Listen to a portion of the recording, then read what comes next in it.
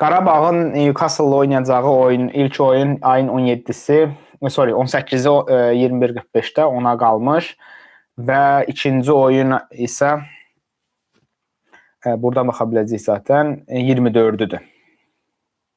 18-i və 24-ü 6 gün ara ilə. Bəlkə də Qarabağ o arada liq oyunu oynamayacaq. Yəqin ki, ən məntiqlisi də o olar Qarabağ üçün hələ də belə bir fikstürdən sonra. Newcastle-ın vəziyyətinə baxdıq. Əslində Newcastle-ın son oyunlarına bir nəzər salacağam. Ümumiyyətlə son oyunlar, Newcastle-ın son oyunlardakı nəticələri və bir neçə baxdığım oyunları paylaşmağa çalışacağam. Çox maraqlı bir şəkildə Newcastle-ın Liverpool-la oyunu var. Bu super oldu. Çünki izləyib danışmaq üçün də çox datanın olacağı bir oyundur. Son oyun PSG-yə uduzmadılar. PSG ilk 8-dən kənarda qaldı. Aston Villa'ya uduzublar. Sofada daha yaxşı olur amma bunlar. Dostlar, sizin rəylərin hamısını oxuyacağam. Oyun saatını paylaşdıq.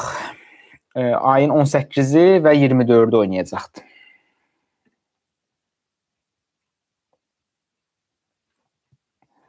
Ayın 18-i və 24-ü oynayacaq.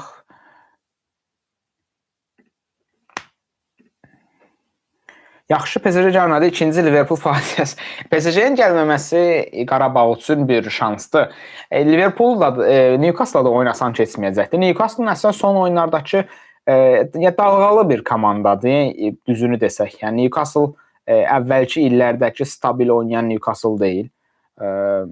Məsələn, 2 il əvvəl çempionluğa, yəni ilk təxmini 10 həftədə birinci yerdə olduqları zamanlar oldu. Romanın niyə rəylərini sildiniz, dostlar?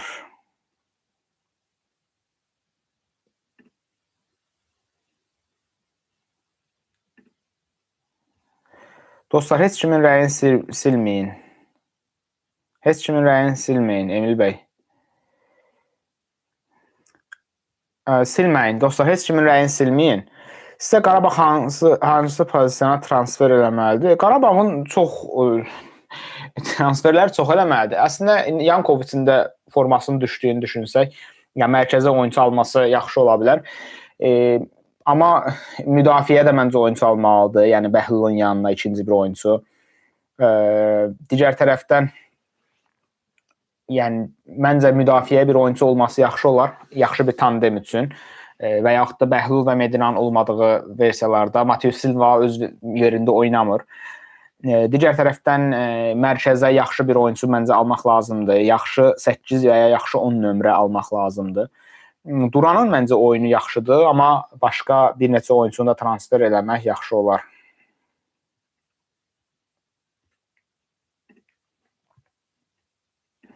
Mən yazdığım postda gərək bir şeyi düzəldim ki, cəmaatın başı qarışmasın. Qarabağın Newcastle-la oynayacağı ilk oyun 18 fevralda.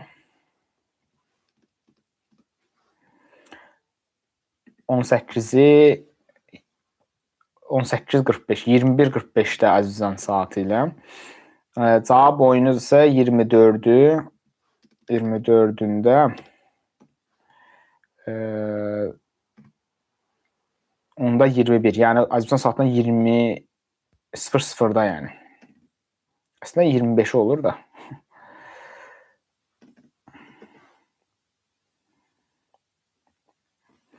Oynanacaqdır. West Ham-a uduzub, Brentford uduzub və Sunderland bərabər qalıb və hamısı səfərdən. Amma bir şey var Roman bəy, yəni Qarabağın Newcastle PSG-yə uduzmayıb son oyun. Ümumiyyətlə, yəni önəmli oyunlarda rəqiblərə problem çıxara bilən bir rəqibdir. Böyük oyunlarda yaxşı oynayan bir rəqibdir. Təbii ki, biraz daha zəif komandalara qarşı çətinlik çəkə bilir oyun açmaqda. Yəni Qarabağın ümumiyyətlə, mən həmişə demişəm, Qarabağ nə zaman ki çox geri çəkilir, onda da qol yeyir.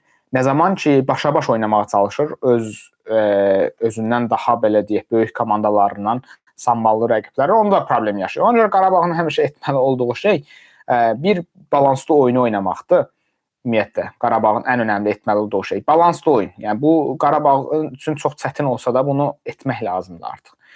Balanslı oyun və digər tərəfdən rəqibi həm çox geridə qarşılanmaq, həm də çox illərdə baskı qurmamaq.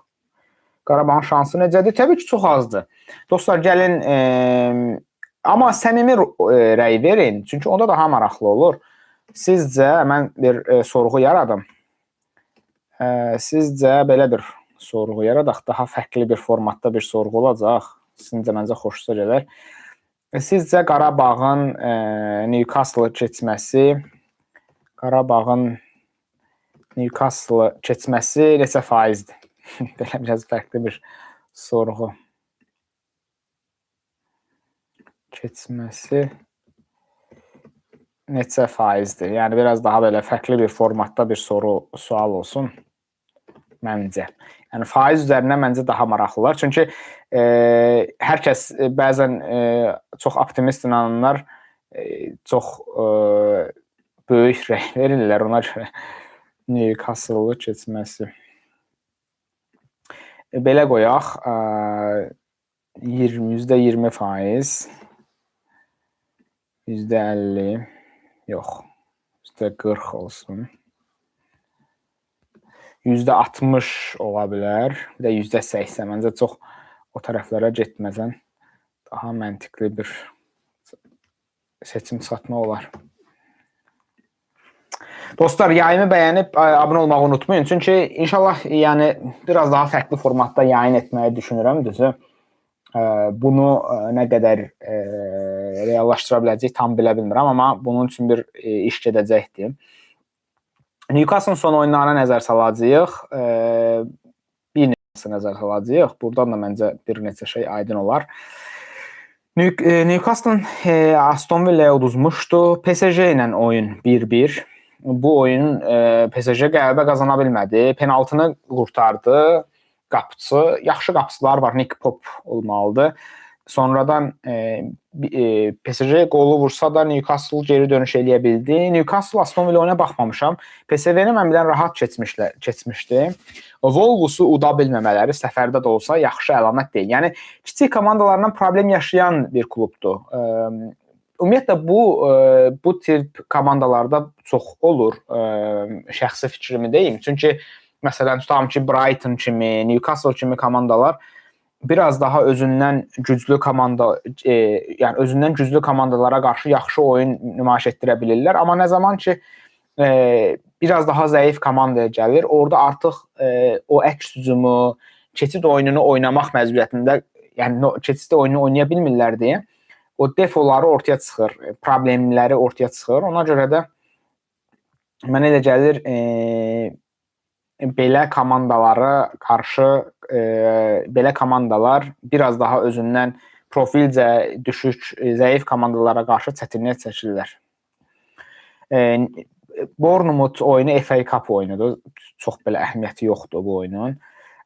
Ondan sonra Leeds-i udmalar var və Newcastle Crystal Palace oldu. Crystal Palace çox maraqlı bir şəkildə İngiltərə liqindəki ən çox yüksəliş eləyən komandalardan biridir. Crystal Palace-ı yanvarın 4-ündə udublar. Daha əvvəlki oyunlarına da baxmaq istəyirəm bir neçəsinə. Buradan baxa bilərik. Newcastle-ın Crystal Palace udublar, Crystal Palace və Burnley-də udublar. United-də uduzmuşlar. Oyuna baxmışam mən. Yəni mən bilən çox gec vaxtda bir qol vurmuşdu. 24-də Dorgu, yenə Dorgu vurmuşdu. Okay. Bu oyuna baxmışdım Azizəmdə olanda. Sonra Chelsea-yə uduzmadılar. Bəli, geri dönüş mü etmişlərdi Chelsea-yə qarşı? Chelsea geri dönüş etdi. Okay. Chelsea geri dönüş etdi 2-0-dan. Özdə Voltemade vurdu ikisini. Dostlar, rəylərinizi oxuyun biraz, bağışlayın. Çempionlar Liqasında nə qədər pul qazandıq, hələ transfer xəbəri yoxdur. Qarabağın təxmini 40 milyona yaxın pul qazanıbdı Çempionlar Liqasından. Qarabağ təxmini 40 milyona yaxın pul qazanıbdı. Düzdür, ən az qazananlardan biridir. Yəni mərhələni keçənlərdən ən az qazanan bəlkə də Qarabağdır. Amma yenə də Newcastle bəxtə şansa keçdi. Məsələ üçün sonra Barcelona Newcastle bəxtə şansa keçmək məncə mümkün deyil. Yəni bəxt şans təbii ki qırmızı vərəqə, penaltı və s. axır, amma Düzü elə bir oyun, elə bir şeylə belə keçmək məncə rahat deyil. Çünki Tottenhamı belə qırmızı vərəqə ilə uda bilməmişdik. Məncə Bakıda udmaq olar. Yəni məncə səfərdə daha çox udmaq olar, nəinki Bakıda. Bu nədir? Reklamlar. Ya məncə daha çox səfərdə daha çox udmaq olar, nəinki Bakıda. Yəni orada keçid oynaya bilərik deyə, biraz daha rəqibin üstümüzə gəlməsini gözləyə bilərik deyə. Dostlar, yayımı bəyənib kanala abunə olmağı unutmayın. Çünki inşallah yaxın günlərdə biraz daha fərqli formatda bir analiz videosu olacaq. Buna çalışacağıq. Qarabağın oyunçuları uzun müddətli birlikdə oynayır. Ona görə də çox yaxşı komanda seviyə birini başlayır. Newcastle qarşı evdə qələbə və səfərdə heç-heçə. Yəni açığı Newcastle keçmək məncə biraz xəyali bir şeydir. Amma mümkünmüdür? Yəni PSG-yə baxanda mümkündür. Çox çətindir. Ya bu artıq nə bilim Ferencvaros'a bənzəmir. Yəni məğlub olduğumuz Dinamo Zagrebə bənzəmir. Yəni futbolda hər şey var, amma yenə də. Uduzublar. Ümumiyyətlə Newcastle böyük komandalara qarşı problem yaşayanlardan, ikisi komandalara qarşı problem yaşayan komandalardan biridir. Yəni ən böyük defektləri də onda çıxır, yəni. Digər tərəfdən, yəni əslində məsələn Chelsea uduzmayıblar. Manchester uduzublar, amma mən çox maraqlı məncə nüanslardan biri Wolves-u uda bilməmələridir məncə. Yəni Wolves İngiltərədə artıq İngiltərə liqasındakı xal durumuna baxsaq, nə oldu buna? İngiltərədəki xal vəziyyətinə baxıb sizə bir şey göstərim. İndi İngiltərədə Wolves 8 xalı var. Yəni liqdan düşüb də demək olar. Rəsmiləşməyi üçün bir neçə oyundan sonra rəsmiləşəcək ki, Wolves düşübdür, amma Wolves-u uda bilməyiblər yəni. Bunun özü böyük ehtimal, yəni bayağı böyük bir əslində nüansı Newcastle-la bağlı deyir. Qarabağlı. Düzü tanımadım, çünki ad görsənmir dostlar. Salam, yaxşıyam, siz necəsiz? Qapıçı əladır, sən nə danışırsan? Evdə ancaq böyük... Nick Pop qəşəng qapıçıdır. Kim qapıçı? Qarabağ ev vacib, yaxşı qapıçı və biraz... Məncə qapıçı, yəni bunu deyənlər var, amma yəni Ələkbər bəy. Xoş gəlmişsən Ələkbər bəy. Qapıçını bu qədər Azərbaycanda danışılmasını mənə çatmır. Yəni Liverpooldan onsuz Qarabağ neçə yeyəcəkdi? Yəni normal şərtlər altında. Təbii ki, yəni futbolda hər şey var, amma yəni Qarabağın Liverpooldan neçə yeməyini gözləyirdiniz ki? Zubirin yerinə transfer lazımdır. Bəli, Zubir yəni qərar vermədə çox gecikir. Ancaq sağa sola çəkməklə məşğuldur. Yəni belə başqa bir işi yoxdur zaten əksəriyyət oyunda. Mən nə zaman da xoşlamıram. Benə Benziyanını çox xoşdurdum, nə Zubiri. İkisinin olmasını heç xoşlamırdım. İkisindən biri getdi, biri qaldı. Canlı çox olacaq dostlar. Sadəcə çatdırmaq olmurdu. Yəni daha çox olmasa çalışacağıq. Düzü Qarabağın oyunu da bitmək üzrədir. Canlı edə bilmirdik. Bəziləri məcbur olmadı. Bəzilərinə biraz düzü bəzi şeylər alınmadı. Ona görə qaldı. Yəni qapıçılıq, nə bilim, bir komandadan 6 dənə yeyirsənsə, demək, yəni, müdafiədə daha çox problem axtarmaq olar, nə bilim, komandanın oyunda daha çox şey axtarmaq olar. Mümkün deyə qapıçı səhvlərindən də 3-5 gol yemək mümkündür, amma yəni az olan bir şeydir. Belə. Siz sağ olun dostlar. Biraz ala verdik, amma yenə də sizin rəylərinizi oxuyuram. Əslində ona görə kameraya bəzən baxmaq olunur. Başqa nəyi nəzərə çatdıracaqdım? Sizin oyunda az adam səs verib 20% insan keçməsinin az olduğunu düşünür. 60%, 35%, yəni biraz çox qəribə olur faizlərlə. Yəni təxmini daha çoxluq Qarabağın keçməyəcəyini, amma bir bayağı bir qismdə əslində keçə bilmə şansın olduğunu düşünür. Əslində bundan maraqlı mən başqa bir şəkil paylaşacaqdım. O şəkli hardan paylaşaq? Onu da paylaşarıq. Onu da paylaşarıq. Bir saniyə. Yəni onu da belə paylaşaq. Yəni Qarabağ keçsən olacaq. ən maraqlı cəhətlərdən də biridir o da. Ya Chelsea ya Barcelona gələcək. Yəni əslində daha acın olaraq. Bəli. Adday ona daha yaxşı. Adday pis deyil onun nömrədə əslində. Məncə belə Çempionlar Liqində daha çox gözə çarpır, daha çox həmlə imkanı olur. İlərləyə bilir. Azizən 24 Koxaskinin Napolindəki oyunu sizə anlatmaz. O qapıçı deyil, uzaqdan xoşdur. Təbii ki, yəni dünyanın nə bilim ən yaxşı 15 qapıçısından, 20 qapıçısından biri deyil, amma ya Qarabağın digər oyunçuları ilə müqayisə etdikdə, yəni məncə çox pis qapıçı olduğunu deməmək lazımdır kimi gəlir mənə. Bilmirəm sizlər nə düşünürsünüz dostlar? Yəni nə qədər belə nə cür qapıçılar ola bilərdi ki başqa? Belə bir şəkildə paylaşaq. Qarabağın keçdiyi halda olacaq nüansı da nəzər çatdıraq.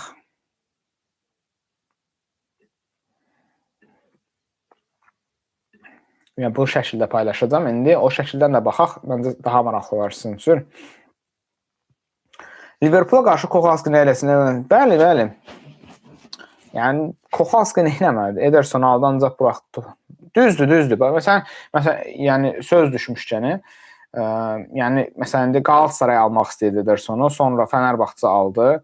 Yəni Edersonun buraxdığı topları məncə yarısını Koxaski buraxmayıbdı. Yəni bunu da demək lazımdır.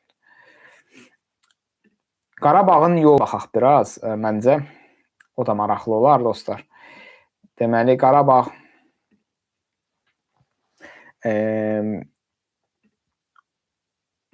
buradan bir saniyə ekranında bir nüans da paylaşaq.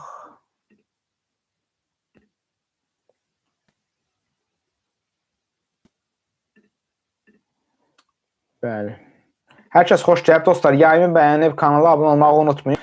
Çünki sizin bəyəniləriniz önəmlidir ki, yayımlar daha çox olsun. Yəni Qarabağ Newcastle keçdiyi halda ya Chelsea ya Barcelona gələcək. İkisi də çox çətindir düzü. İki komanda da çox tərs komandadır. Chelsea ilə oynamışıq vaxtı ilə. Məncə indiki Chelsea düzdür, o vaxtki Chelsea-dən bəlkə daha zəifdir, amma yəni Chelsea-dir də dünyadakı ən dəyərli birinci, ikinci heyətdən biridir bəlkə də. Bəlkə ən dəyərli heyət Chelsea-dədir o dəqiqə. Chelsea çətindir. Barcelona zaten məncə nəsə deməyə gərək yoxdur. Son 2 ildir böyük bir çıxış var. Qarabağa uğurlar, bəli dostlar. Qarabağa uğurlar. Ümid edirik ki, ən azı başa-baş oynamağa çalışarıq. Biraz rəqiblərimizə qarşı yəni rəqiblərimizə qarşı mənə elə gəlir ki, Qarabağın ən böyük problemi bir başa-baş oynamaqdır, bir problem. İkinci problem odur ki, yaxşı müdafiə olunmamaq, yaxşı baskı qura bilməmək. Yəni Qarabağ bunlarda məncə çox zəif qalır. Yəni təbii ki, bu oyunçu profillərindən də biraz əlaqədardır, amma mən daha çox yəni Qurban müəllimi tənqid edirəm burada. Bütün komandalar Qarabağa qarşı demək olar 3-5 pasa çıxa bilirlər. Yəni bunu Ajax oyununda da gördük. Məncə təkcə Ajax oyunu deyil, bir çox oyunda biz bunları gördük.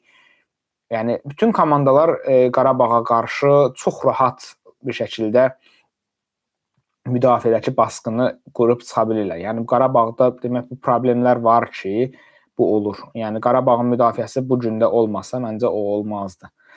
Müdafiədəki problemlərdən olur. Qarabağın ən yaxşı qapısı Bosniyalı bir Şehic olub. Onun zamanında Qarabağ təbii ki, yəni Şehici deyirsənsə Velic.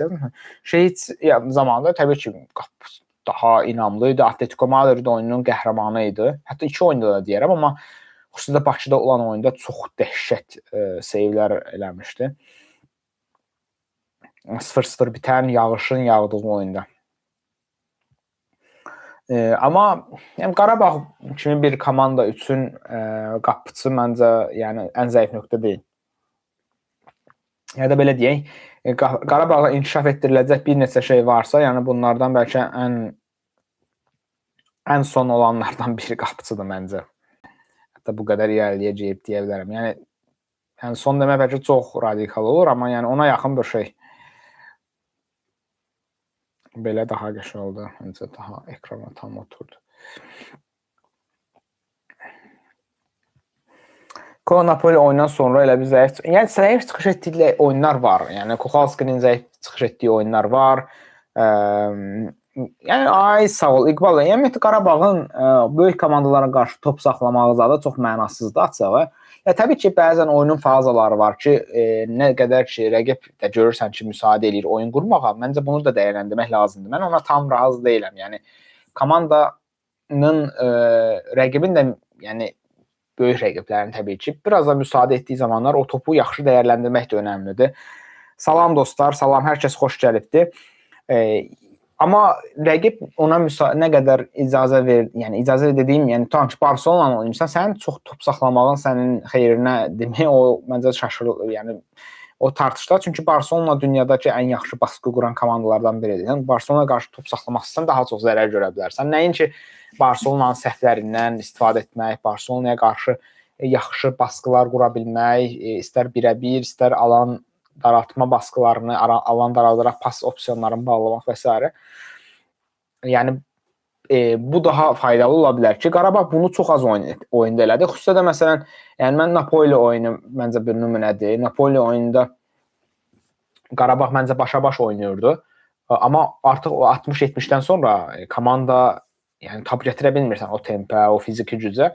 Yəni qabaqda baskı etməkdənsə artıq biraz daha blok şəklində olsun, kompakt durmaq önəmlidir həmin zamanlarda. Orada daha çox iş çıxara bilərdi. Yəni Napoli oyunu, məncə Ajax oyunu olsun. Ajax-a qarşı biz 2-1 qabaqdayıq, amma öndə baskı qururuq. Ajax 4 pasa çıxdı. Yəni bütün Qarabağın əslində bu qolları ilə bağlı bir dənə məncə yekun analiz hazırlamış olsam, yəni hazırlasam, orada Qarabağın yediyi qolların əksəriyyətinin Qarabağın avantajlı olduğu halda gəlibdi. İstər Chelsea oyunu olsun, Yankovicin itirdiyi top olsun. Yəni Qarabağın düzü belə deyək də, heyəti və s.dən ötə Qarabağ iləri keçəndə yəni o hesabı tuta bilməlidir. Yəni Qarabağın məncə ən böyük problemi, məsələn, məncə Liverpooldan 6 yeməsi dünyanın axırı deyil, amma məsələn, Chelsea oyununda 2-1 qabağa keçmişsən, 5-10 dəqiqə sonra qol yeməməlidir. Napoli oyunu 70 dəqiqə 0-0 olubsa, bu oyun yəni ən pis ehtimalda 1-0 qutarsın, 2-0 bitməməlidir. Bunun kimi nüanslar var. Yəni bunlar düzəldilməli. Təbii ki, inşallah yaxın günlərdə fərqli bir formatda video hazırlamaq istəyim var, düzü. Bunu görək nə qədər edə biləcəyik. Yəni biraz daha səmimi bir söhbət şəklində, yəni biraz buna oxşar bir video hazırlandığını düşünün dostlar. Bilmirəm sizin fikriniz necə olar. Əslində bununla bağlı sorğu da hazırlayacağam. Sizcə də belə, yəni daha çox videolar üzərində danışmaqdansa 2 nəfərin söhbət etdiyi, təbii ki, mən sonra videonu edit eləyib orada heyətləri falan qoyacağam, rəqibin ilk 11-i üzərində danışdığımız nöqtələri gətirəcəyəm və s. Amma məncə elə bir şey daha maraqlı olar. Bilmirəm sizin fikriniz necə olar, onu da bölüşə bilərsiniz. Məsələn, bəli, bəzən bəli, oynamaq lazımdır. Beşli müdafiədən ötə mən açığı, məsələn, Qalatasarayın Qaziantep oyunu vardı. Beşli müdafiə oynadılar, amma dibə çəkilmədilər. Beşli müdafiədən çox, beşli müdafiə, dördlü müdafiə ondan da ötə önəmli olan rəqibi qarşılamadır. Yəni sən biri var, məsələn deyirəm, üçlü müdafiə oynayırsan, amma rəqibi elə qarşılayırsan ki, o blokları bağlayırsan, pas opsiyonlarını bağlayırsan və s. Yəni rahat deyil də pas atmaq. Yəni təbii ki, mümkün deyil, oradan ara pasının keçməsi, müdafiə arxası və s. amma o paslar çox keçmir. Yəni bu başqa nüansdır. Nəinki rəqib sənə çox rahatlıqla hücum eləyə bilir. Rəqib çox geri çəkilirsən, rahat qol yeyirsən. Məsələn, Leverkusen oyunu 2 il əvvəlki, 2 il, 3 il əvvəl Leverkusenə qarşı yediyimiz qollar. Yəni düzdür 10 nəfər idi, amma biz niyə Leverkusendən 2 qol yeməliyik ki? Yəni 2-2 olsun, uzatmaya getsin də. Məsələn deyirəm, yəni çox rahatlıqla 2 qol yedik. Newcastle fiziki cəhətdən güclü klubdur, İqbal bəy deyir. Klubumuz tez-tez kiçik faullar etməli və oyun təzyiqi. Yəni oyun təzyiqini məncə aşağı salma təbii ki, Qarabağa sərf eləyər. Ən az oyunun çox fazalarında. Yoxsa özündə top olarkən, rəqibdə top olarkən də bəzən yəni futboldan kənar olsa bəlkə o faulları etmək də ola bilər bir yöntəm kimi. Amma ondan ötə ümumiyyətlə Qarabağın, yəni Newcastle-ın təbii ki belə deyək də, yəni çox aşırı baskı eləmədiyi ssenariyalarda oyun qurmaq olar. Xüsusən cinahlardan oyun qurmaq önəmli ola bilər, amma mərkəzdən oyun qurmağa çox diqqət etmək lazımdır. Yəni bunu çox az komanda yaxşı eləyə bilir. Təkcə bununla da qalmaz. Yəni bir neçə başqa nüans da var əslində. Yəni bir ona diqqət etmək lazımdır. Bir də ki, Qarabağ həmin oyunlarda rəqibdə top olarkən düzülüşü çox önəmlidir. O istər cinahları bağlaması olsun, istər rəqibin, yəni Qarabağın bu cür profilli Newcastle kimi komandalara qarşı nə geridə çəkilməsi, nə iləridə çox aşırı baskı qurması. Çünki sən İngiltərə komandasının temposu ilə oynamağın çox çətindir. Mümkün deyə belə qələbələr də mümkündür. Başa-baş oynayıb sənin əlinə düşən 2-3 imkanını vurduğun halda, amma bu senaryoda Qarabağın qələbə qazanması çox çətindir. Yəni bunu Qarabağ əvvəllər Chelsea-yə qarşı da 2017-ci, 18-ci ildə elədi. 6 dənə yedi, sonrakı oyunda 4 dənə yedi. Təbii ki, özünə əslində belə deyək də, oyun stili olaraq desək, özünə çox da fərqli olmayan komanda, məsələn, Atletico qarşısında 1-1, 0-0 tuta bildi, amma bu hər oyun mümkün deyil yəni. Ona görə Qarabağın bu cür və buna bənzər oyunlarda balanslı oyun oynaması çox önəmlidir. Yəni bütün oyun topa sahib olmaqdan da bir şey çıxmaz. Yəni rəqibə təkcə topu verib ancaq əks hücum da bəlkə Qarabağa sərf eləməyə bilər, amma o baskıları qurmaq, həmin rəqibə oynamaq üçün daha az alan verməyin təbii ki, rolu çox olacaqdır. Qarabağ topsuz oyunda bir balaca doğrudur bu onların hücum futbolu oynaması. Qarabağ topsuz oyunda deyəndə Qarabağ hansı komandaya qarşı topsuz və ya toplu yaxşı oynaya bilər? Yəni Qarabağ topsuz oyunda daha təhlükəli olur. Bu önəmli. Sanırım mən bunu başa düşürəm. Məsələn, Qarabağ Newcastle uddu, PSG də Monaco-nu uddu. Ondan sonra düzü dostlar, hələ ki bu mərhələ tam bəlli deyil. Məsələ budur ki, Qarabağla Newcastle-ın qalibi ya Chelsea ya Barcelona oynayacaq. Deyək ki, Chelsea ilə oynayacaq və Qarabağ Chelsea-ni uddu. Ondan sonra Atletico-dan Klub Brugge-ün qalibi ilə Liverpool ya Tottenham oynayacaq. Buradan Tottenhamı götürək. Buradan da Tottenham gəldi, Atletico Madrid gəldi. Daha Atletico da Tottenhamı uddu, Qarabağ Chelsea-ni uddu. Atletico ilə Qarabağ oynayacaq. Bu tərəfdə kimlər var? Bu tərəfdəkiləri siz yaxşı görürsünüz yəqin. Mən yaxşı görə bilmirəm. Siz də yaxşı görmürsünüz. Belə eləyək görək də. Onda Bodo Glimt bu tərəfdən də Intercity var, Barcelona, Bayern Münih, Arsenal. Oradan Arsenalın gəldiyi senaryonu düşünsək.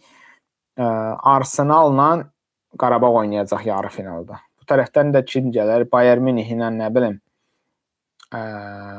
Biz Chelsea götürmüşdük. Barcelona da bu tərəfdədir. Bayern Münihlə də Barcelona gəlsə, buradan da Bayern Münih çıxsa, Qarabağ çıxsa Bayern Münih. Amma hələ burada bilinmir də. Yəni burada Qarabağ keçdiyi halda Barcelona mı oynayacaq yoxsa Chelsea ilə oynayacaq? Yəni bunu biz hələ tam bilmirik. Məsələ burdadır.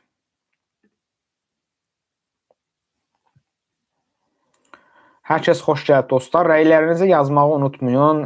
Yayımı bəyənib kanala abunə olmağı unutmayın. Çünki inşallah yaxın günlərdə fərqli bir formatda video çəkməyi düşünürəm. Qarabağın oyunu saat neçədədir? Birinci oyunu saat Azərbaycan saatı ilə 10-a qalmışdı. 15 dəqiqə.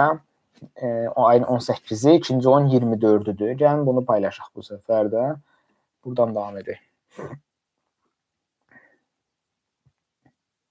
Əgər Avropa oynanan sürətli oynamaq, yəni Anar bəy, sürətli oynamaq, yəni sürətli oynamaq nə qədər oynaya bilərsən də, sürətli Newcastle-a qarşı bunu dedim ki, Atletico Madrid-ə qarşı bəlkə müəyyən qədər onu oynaya bilərsən, amma Newcastle-a qarşı nə qədər onu oynaya bilərsən? Bunu dedik. Klubumuz yeni liqada da nəzarətə uzanır, çünki artıq 4 xal sabahdan gedir, sabah çempion olsa gedib bəlkə də heç qalmaz. Mən tam elə düşünmürəm İqbal bəy. Yəni Azərbaycanda fərqli çempionların çıxması məncə pis əlamət deyil. Yəni Azərbaycan liqası üçün pis əlamət deyil. Digər tərəfdən Azərbaycan liqasında Qarabağın ikinci, üçüncü olub Avropa liqasına və ya konferans liqasına getməsinin də pis olduğunu düşünmürəm. Yəni daha yaxşı ilərləmək üçün bir şans ola bilər məncə. Yəni elə baxmamaq lazımdır. Yəni mənim öz fikrimdə təbii ki, hər kəs fərqli düşünür. Klubumuzda istənilən çempionluq gedib keçid konfransiyasında belə çıxa bilməzsə çox güman və çox təəssüf ki, mən demək olar, yəni çox çətindir. İnşallah mərhələni keçərik hansısa bir möcüzə ilə onda Barsa düşsək çox. Barsa olacaq çox maraqlı olar. Yeyə bilərik yəni.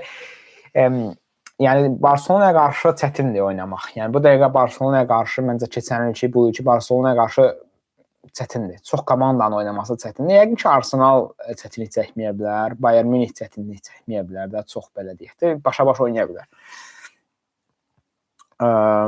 Saatı dedik, mən hər kəsə deyirəm. Hər bir halda Qarabağ böyük tarix yazıb, cəmi bir neçə çempionlar nəhənglərlə düzdür, amma məncə yerli liqamızdan heç danışmıraq, ona gələcəm.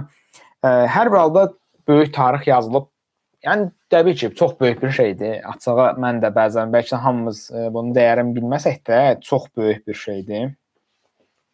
Onu demək lazımdır. Yəni Qarabağ, məncə Azizan futbolu üçün belə bir şey yenə bir daha olacaqmı? Yəqin ki, hamımız tərəddüd edərik o barədə. İnşallah ki, biraz daha bizə deyək, heyətimiz güclənər, ondan sonra daha çox şeylər olar. Demək olar ki, yerli liqadan danışmıram. Yerli liqadan danışmamamın bir neçə səbəbi var. Düzü birinci, çox vaxt eləyə bilmirəm yayımlar etməyə. Dostum, adı da bilmirəm. Yəni, çox yayım edə bilmirəm düzü. Biraz işlər, biraz başqa bir neçə şey və s. ilə axır. İnşallah, yəni, normalda gələcəyə doğru fərqli planlar, fərqli ideyalar və s. var. Amma bunu nə qədər eləyə biləcəyik, bunu nə qədər belə deyək də, yerləşdirə biləcəyik. O biraz həm maliyyət, həm belə deyək də, ətrafda tapa biləcəyim insanlar və s. ilə axır başqa şeylər göstərəcəkdir. Amma inşallah gələcəyə Azərbaycandakı oyunların da, Qarabağın oyunlarının da yayınlarını etməyə çalışarıq müəyyən qədər. Mənim fikrimcə Juventus Galatasaray üzərində qələbə qazanmış. Siz nə fikirləşirsiniz? Məncə, yəni Qalatasaraya təbii ki, ən asan rəqib gəlməyib, amma yəni oyun olaraq da tutam ki, deyək də, indi udduğu rəqib olaraq deyim, amma yenə də, məsələn, Bodo Glimt kimi bir komanda gəlməyib. Çünki Bodo Glimt kimi geridən oyun quran komandalar Qalatasarayın üçün yemdir. Hələ də bu biraz aşağı profilli komandadırsa. Amma Juventusda yaxşı getmir. Yəni son illərdə Juventusun əsər əlamət yoxdur əvvəlki Juventusdan. Son oyunlar biraz yaxşıdır. Məşqçi olaraq çox yaxşı məşqçiyə sahiblər, Spalletti. Və Galatasaray Juventusa qarşı 6 oyun oynayıb, bir dəfə uduzub. Yəni bunu da demək lazımdır. Juventusu yəni Atletico Madrid'dənsə Juventusun gəlməsi şansdır. Yəni tutam ki, Atletico Madrid'i məncə Atletico Madrid'də Galatasarayın keçmə ehtimalı %30-35-dirsə, Juventus yəni mən açığı %50-dən də çox görürəm. Mən %55, %60-a yaxın görürəm, amma hər şey var. Yəni belə böyük bir fantastik fərq yoxdur. Və sadəcə İtaliya komandaları fiziki cəhətdən İngiltərə komandalara qədər güclü deyillər. Digər tərəfdən biraz daha yatımlıdır məncə İtaliya komandalarının oyunu. Yəni ona görə Galatasaray başa-baş oynaya bilər. Əsas məsələ budur. Məncə Qarabağ bu il çempion olmayıb da, konferans liqasına getməsi çox maraqlı, rahat. Məncə yəni Qarabağın konferansa və ya Avropa liqinə, hətta konferansa getməsi çox maraqlı olardı. Çünki rahat oynayardı, bəlkə də rahat qələbələr qazanardı. Dostlar, heç kimin rəylərini silməyin. Yusuf bəy, niyə silirsiniz? Bu niyə silirlər? Dostlar, heç kimin rəyini silməyin. Heç ortada görsənmirlər. Moderationlara baxmaq lazımdır. Oradan kimlər moderationında səhvlər edirsə, kim idi silən? Yusuf 43-17. Dostlar, heç kimin rəyini silməyin. Yəni belə yaxşı olmur. Əliniz dəyibsə can sağlığı. Can sağlığı. Məncə Qarabağ çempion oldu. Bunu düşdük. Eybi yox. Başa düşdük, problem yoxdur. Məncə necə ki, Qurbanov Qarabağ məşqçisidir və Qarabağ güclüdür, klubumuz hər hansı Avropa kuboklardan birini götürmək, yəni məncə bir dənə konferans liqasıdır belə olan. Avropa liqası çətindir, yəni çox kompetitivdir. Qarabağın daha yaxşı heyəti lazımdır. 2020-ci ildə Neftçi çempion olub, nə çeyil, nə hətta konferans liqasına belə düşməmiş. Mümkündür, amma dediyimiz kimi, yəni İqbal, yəni okeyəm. Məncə Qarabağın deyil də başqa bir komandanın getməsi necə də yaxşı olar. Sual, rəy yaza bilərsiniz. Səhvliklə olubdur. Rəylər bağışlayın. Məncə Qarabağ udacaq, Bakıda amma səfərdə seçilən, məncə də konfransı götürmək. Konfrans onsuz da mümkündür bir dənə. Başqa nə mümkündür ki, yəni?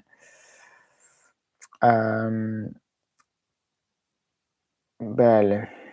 Qalatasarayla bağlı suallarınızı verə bilərsiniz. Başqa komandalarla bağlı suallarınızı verə bilərsiniz. Onsuz da biraz daha həm söhbət, həm Qarabağın izlədiyimiz oyunlar etibarilə olan bir-iki nüansını paylaşırıq və sizlərin də rəylərinizi oxumağa çalışırıq əlimizdən gələn qədər.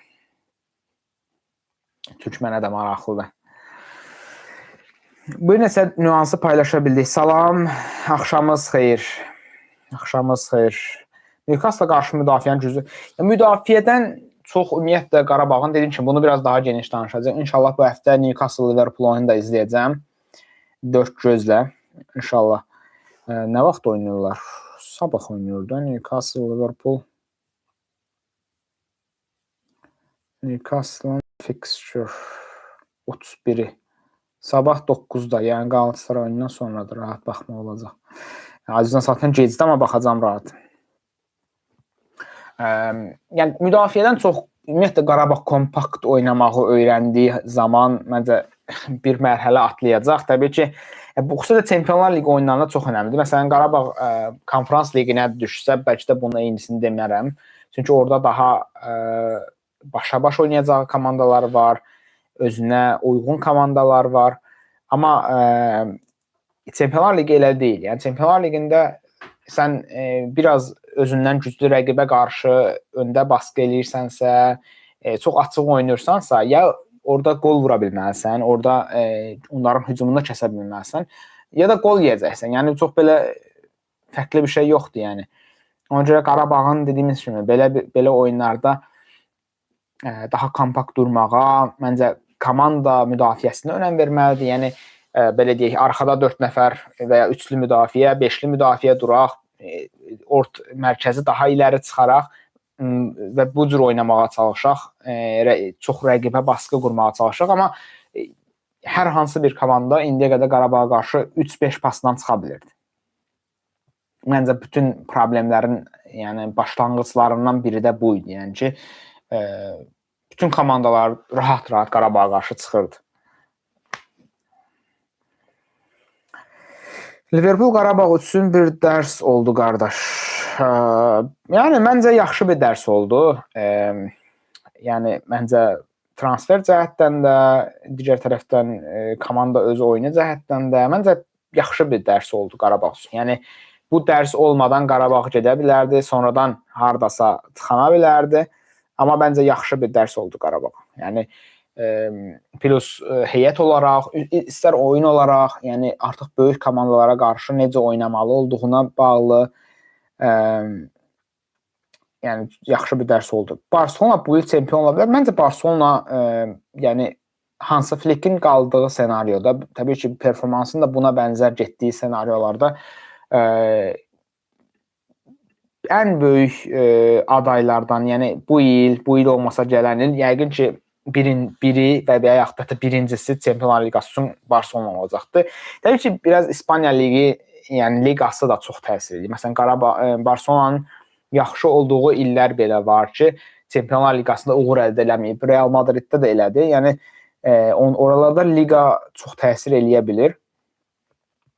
Amma təxmini düşüncəm odur ki, Barcelonanın şansı var. Yəqin ki, Barcelona, hətta PSG öz yerində, Barcelona, Bayern Münih, Arsenal yəqin ki, bu dəqiqə hamının ən çox gözünə batan komandalardır. Bilmək olmur, məsələn, Real Madrid məncə Benfica'dan çox asan bir sınaq gözləmir. Hətta sürpriz Benfica'nın keçməsi mənim üçün çox sürpriz olmaz. Real fanatları da inciməsin. Yəni o qələbəyə görə demirəm, düzü. 18:45 bu Avropa saatıdır. Azizan saatı ilə 10-15 qalmışdı. Çempionlar Ligi qalibi bu il Arsenal ola bilər. Bəli. Amma Arsenal axan oyundan qol vura bilmir demək olar İqbal bəy. Yəni problemlərdən ən böyük budur. Axan oyundan Arsenal qol vura bilmir. Küncdən zərbələri də çox güclüdürlər, amma Arsenalın problemlərindən biri budur. Demək, əsas maraqlı bir söhbət edim. Nəyə deyirdim? Bundan çıxdı. Yəni Barcelona deyim. Yəni Barcelona böyük ehtimal hər il başarısı olacaqdı. Hə, Real Madrid yəni tərəfdarları inciməsin. Real Madrid yəni bir də işlər yaxşı getmir. Komanda içində problemlər var. Məşqçi belə deyirlər, məşqçi yeyən komandadır bu dəqiqə. Yəni Arbeloa da çox qalmaya bilər. Bir neçə uğursuzluqla gedə bilər. İlk 8-ə düşə bilmədi. Amma belə bir şey də var. Real Madridin yəni ölüsü də qorxuldu. Real Madrid biraz yəni hər hansı bir neçə oyundan bir momentum olduğu halda Real Madrid də bir böyük bir favoriyə çevrilə də bilər. Yəni bu da var. Düzdür. Yəni Real Madrid məsələn demək istəyirəm ki, ən böyük favori bu dəqiqə görsənən, yəni düzü Arsenalda, amma Arsenal son oyunlarda Arsenal axan oyundan qol vura bilmir. Problemlər başlayıb Arsenalda insanlar necə görür? Bayern Münih məncə bayağı iddialıdır. Yəni bəlkə də mən ən çox şansı versəm Bayern Münih, Barcelona, sonra bəlkə Manchester City, yəni sonra PSG. Bəlkə də bunları deyərəm. Nəinki Arsenal. Nə yalan deyim. Bavariyada prezident. Bəs sizin dostlar yayımı bəyənib kanala abunə olmağı unutmayın. Çünki inşallah Newcastle Qarabağ oyundan əvvəl biraz geniş bir video hazırlamağı düşünürəm. Əslində biraz daha səmimi bir söhbət olacaq inşallah və onu bir video şəklində gətirib biraz editlər eləyib paylaşmağı düşünürəm bir dostla.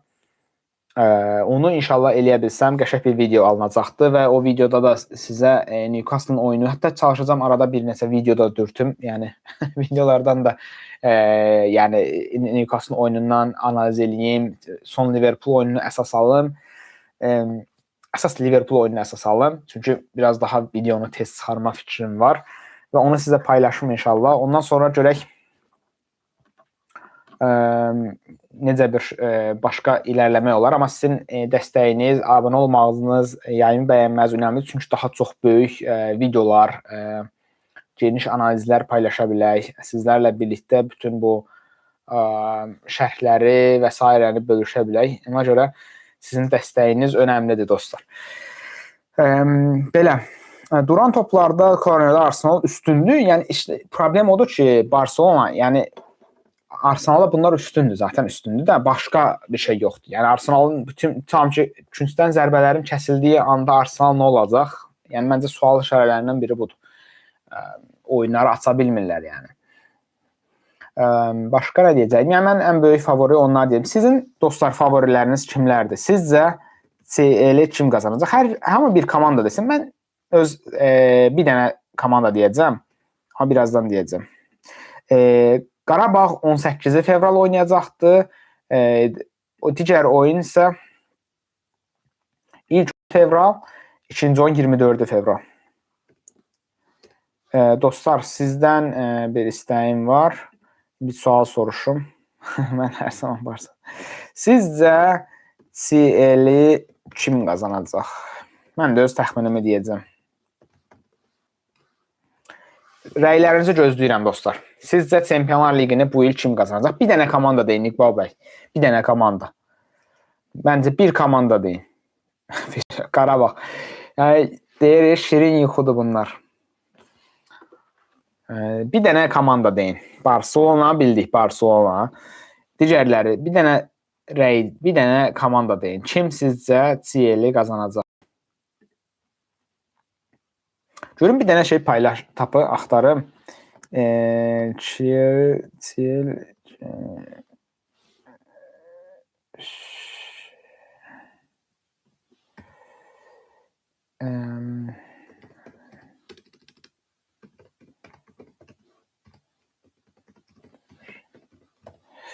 Maraqlı bir şey də paylaşarıq buradan.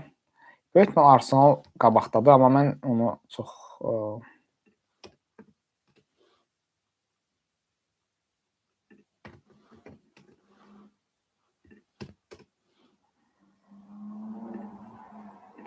Dostlar, hər kəs öz kim qazanacaqdır rəyini yazsın. Bir də bir zəhmət yayımı bəyənib kanala abunə olmağı unutmayın. Baxaq görək Optanın analizinə baxaq.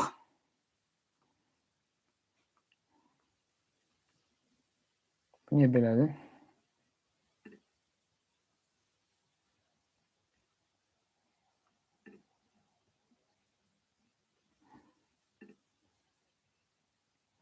Deyəsən Arsenala birinci göstərir. Bayern München. Mən öz rəyimi deyim. Dostlar, hər kəs öz rəyini yazsın. Sizcə Çempionlar Liqini kim qazanacaq? İqbal bəy, bir dənə rəy. Bu il Barsa. Füzuli bəy, Qarabağdan keçini. Qəhrəman Seyidov, Arsenal. Qarabağı, yəni Qarabağ.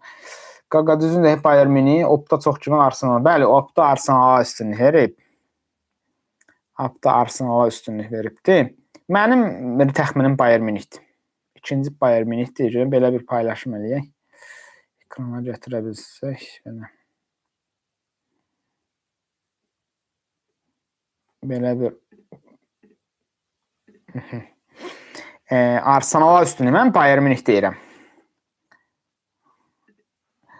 Mən Bayern Münih deyirəm. Çünki Bayern Münih PSG oyununu izləmişəm. Və yəni mən deyərdim ki, PSG-yə 10 nəfərə qaldı hətta Bayern Münih. Qırmızı vərəqə gördü. PSG 10 nəfərli Bayern Münihə bir dənə qol vura bildi. İkincini vura bilmədi yəni. Yəni oyun üstünlüyü var. Düzdür, Arsenala uduzdular, amma Arsenalın ən yaxşı vaxtları idi. Neuer'in də səhvi var idi qolda, ilk qolda. Məncə birinci Bayern Münihdir. İndiki halda təbii ki, məsələn bir neçə 2 aya bu dəyişə bilər. Nə bilim 5 həftəyə dəyişə bilər, amma indiki halda mənə elə gəlir ki, Bayern Münih ən böyük. Liverpool çox laxlayır. Liverpoolun işləri yaxşı getmir. Yəni İngiltərə liqində mən İngiltərə liqini çox izləyirəm. Böyük oyunları izləyirəm əksəriyyətini. İngiltərə liqində Liverpool çox laxlayır. Hər oyun problemlər, yəni ən zəif komandalara qarşı belə dirənə bilmir. Yəni aça bilmir, üstünlük qura bilmir. Son oyunlardan birində Brentfordda uduzdular, səhv etmirəmsə, son dəqiqələrdə. Yəni Arsenalda problemlər böyükdür. Bəli, ən intizamlı klubudur Bayern Münih. Barcelona'ya biraz az şans veriblər. Qəribə bir şəkildə Tottenhamə çox şans veriblər. Tottenhamın da şans vermələrinin ən böyük səbəbi odur ki, Tottenham Çempionlar Liqasında 4-cü yerdə idi. Nə idi? Yəni Çempionlar Liqası çox yaxşı gedir. Odur yəqin. Belə. Bəli, Arne Slot da stabil deyil. Dostlar, yayımı əslində sonlandıracağım. Qısa bir bu ağaca Bournemouth uduzdular. Bəli, mən baxırdım. Bournemouth-a, Brentford deyirəm, sorry. Bournemouth son dəqiqədə out atışından Bournemouth vurdu, 3-2 uddu. Yəni təkcə o deyil, Leeds oyunu 1-1 qutardı, 0-0 qutardı, 2-2 qutardı, heç qutardı Leeds oyunu. Hər oyun problemləri. United-da uduzdular. Onsuz da. Yəni çox problemlər var.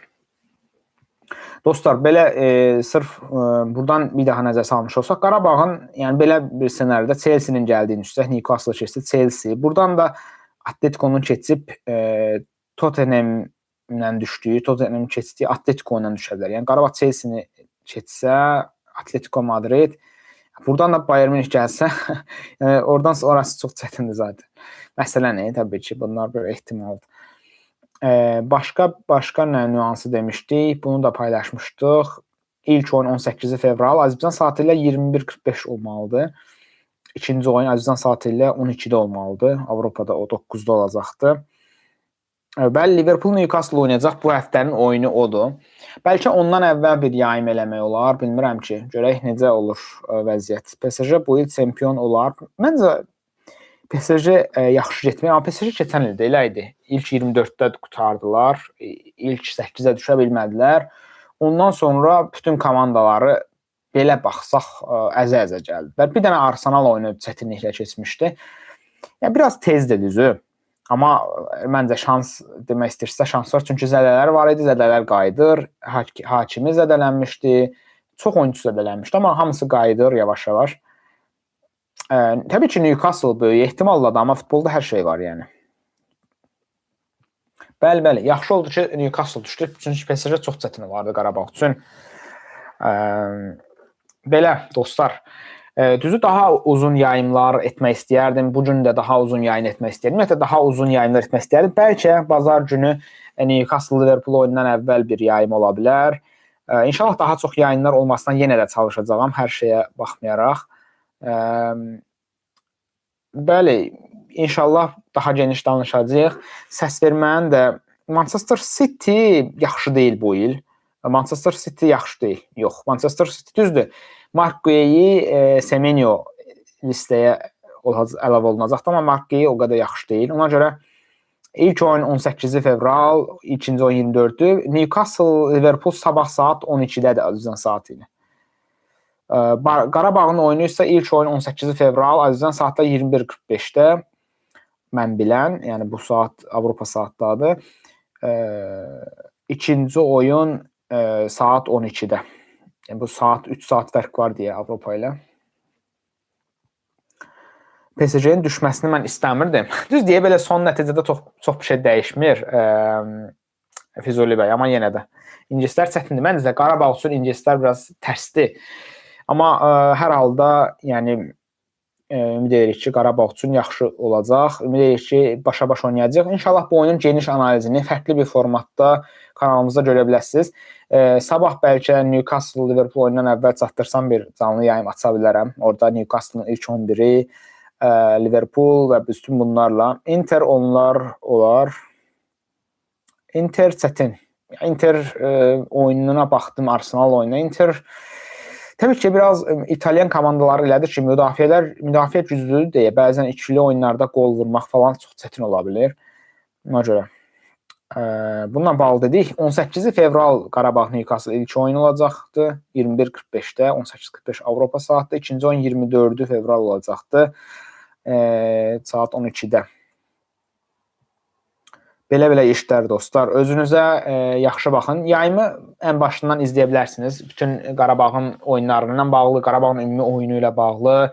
Əslində təkcə bunlar deyil, yayınlarımızla bağlı, başqa nələr etməyi düşünürük, bütün bunları. Hətta sizlərdən dostlar bizim WhatsApp qrupumuzdur. Onlara qoşulmaq istəyən olsa, onunla bağlı bizə xəbər verə bilərsiniz, qoşula bilərsiniz WhatsApp qrupumuza dostlar. Təkcə bu deyil. Əgər kimlərinsə